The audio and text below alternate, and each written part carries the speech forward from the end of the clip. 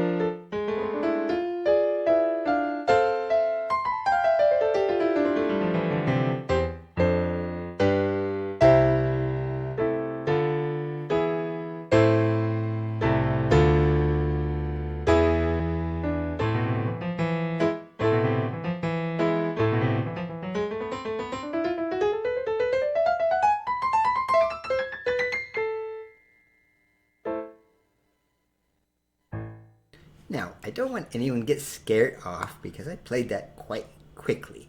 This is one of those pieces that sound extremely difficult, but they're really actually quite simple once you look at it. All right, there are other pieces that sound very easy and are quite difficult, but this is the opposite. All right, so I was playing quite quickly. But if you slow that down and you look at the sheet music here, all you got is these little triplets, and it's left hand and right hand alternating a bit.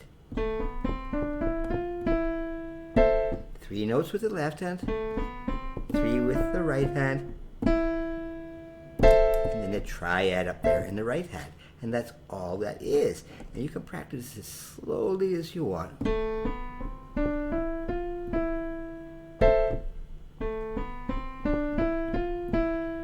And just speed it up as you feel more comfortable. The next little phrase, starting here, same thing. It's just coming up here. We're starting on D now. And a triad. Okay, and then coming here, all we're doing is coming down notes.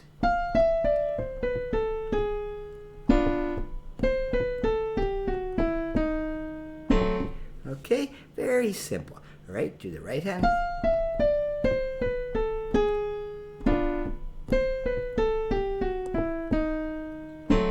All right, just practice them very slowly, but just triplets. You're only using the 3 fingers for the most part. Okay, and as you get more and more comfortable, just speed it up a bit. And then it just ends here, this first section. I'll just finish this whole section here. It just ends with a bunch of chords here. All right, very simple. All right, just basically some chords. But I want to mention this weird little thing up here. Okay, if you ever see that, all right, the chord here is this. It's an A minor chord, very simple chord.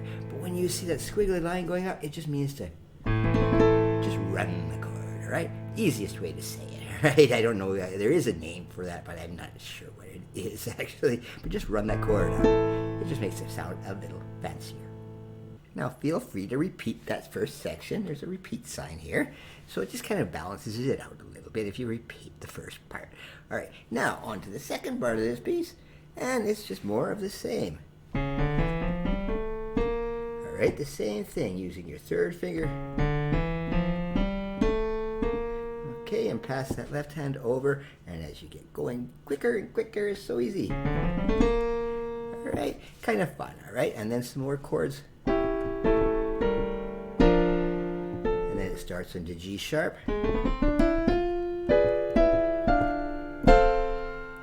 And then we have another little bit of a tricky sounding thing, but it's not that bad.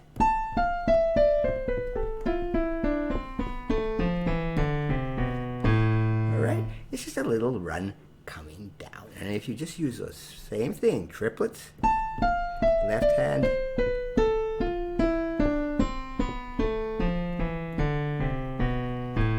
it gets easier and easier. Practice it slowly. Now, I just want to mention here why I was a little confused about why this is called Avalanche, all right? Because I'm from a part of the world that has lots of avalanches. It's on the news all the time. But all this first part was mostly going up. Well, I don't know. As far as I know, most avalanches come down. So here is maybe why it's called the avalanche, since you got these runs coming down. All right, that was quick again. Do it slowly. All right, but anyway, that's my little aside there on why maybe this is called an avalanche. Now, when you've done that big downward progression, all you get is a bunch of chords. Just very simple chord structure, okay? Not too hard at all. And then it repeats again.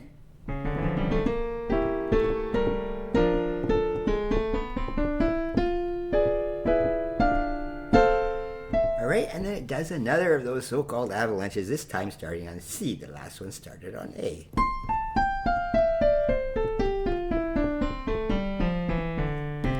Almost the same thing, same fingers, exactly the same. Not too hard, and you don't have to do it fast at all. But when you get it really quick, it sounds, woo, it comes right down.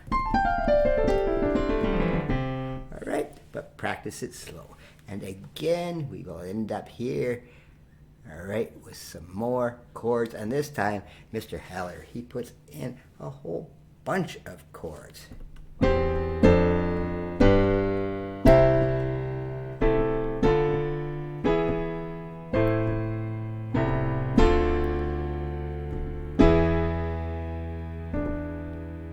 It almost sounds like it's done there. So just count very carefully with these chords here.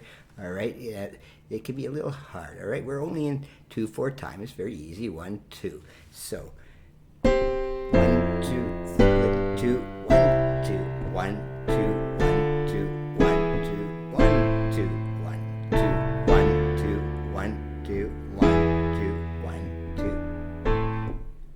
Now, the last part of this piece is probably the most difficult part, even though the whole thing, if you take it slowly enough, is not hard at all. But you come through the end of those chords,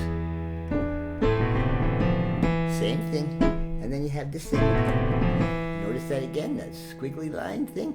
All right, you can do that if you want. It's actually optional. You don't have to do it. You can just play the chord. But it sounds so much nicer if you... Okay, and then here is where it gets a little bit tricky, all right? We're going way up. I guess, you know, the avalanche is done. All that snow wants to come back, but it's still the same pattern.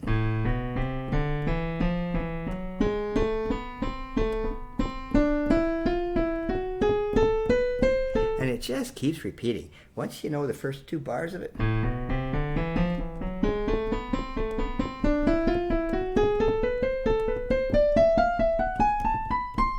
right? And it seems that it's just going to end right there. You might think it's just going to end. No, but Mr. Helly plays this crazy little thing, and I think this is the hardest part, so take this very slow.